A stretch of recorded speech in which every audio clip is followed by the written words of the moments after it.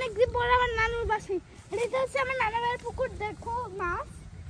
আজকে আমি সাঁতার কাটবো, কমেন্টে বলবেন 10 এর মধ্যে কত দিবেন। ভয় করতেছে, ভয় করে কিছু নেই, মাছের জন্য। ঠিক আছে নামো। মাছের জন্য আর একটু ভয় লাগতেছে। প্রায় তুমি 7 মাস পরে আবার পানিতে নামতেছো সাঁতার কাটার জন্য।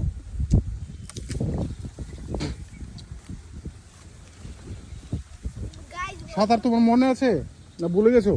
আছে তো, নতুন দিকে ওরা করছিলাম। ও হ্যাঁ ঠিক বলেছো, নামো। কিছু নাই তো, আসো। একটা ডুব দাও। দেবো কি নাম? ওয়াও, মাশাআল্লাহ মাশাআল্লাহ। আরো ওইদিকে যাও, ওইদিকে যাও।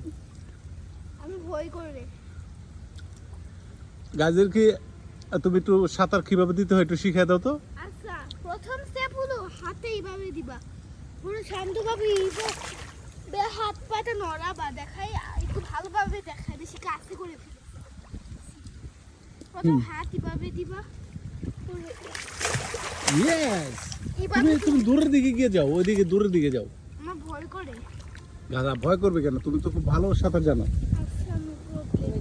হ্যাঁ ওইদিকে যাও, ওইদিকে ওইদিকে।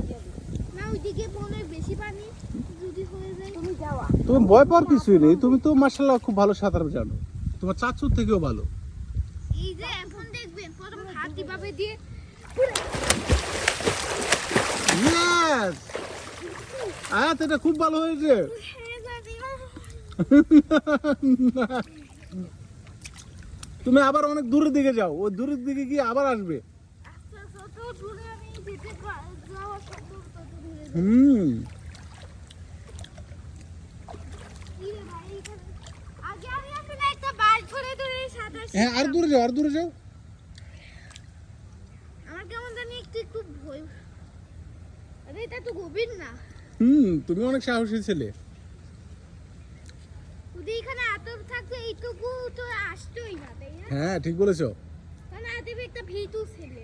হ্যাঁ প্রথম হাত এইভাবে দিবেন। ইয়েস,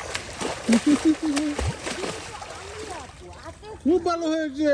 যত দূরে হাত পা দুইটাই নড়াবেন তত দূরে সাঁতারটা পারবেন। ভীতু তো আলিয়া আপু।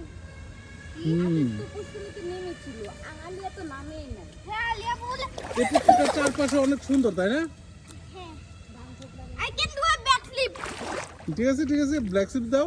মাটির নিচে, পানির নিচে। দাও দাও।